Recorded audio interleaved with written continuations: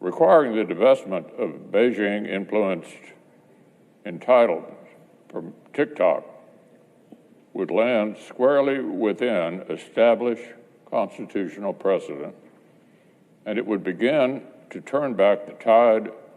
of an enormous threat to America's children and to our nation's prospects in defining the competition of the 21st century. This is a matter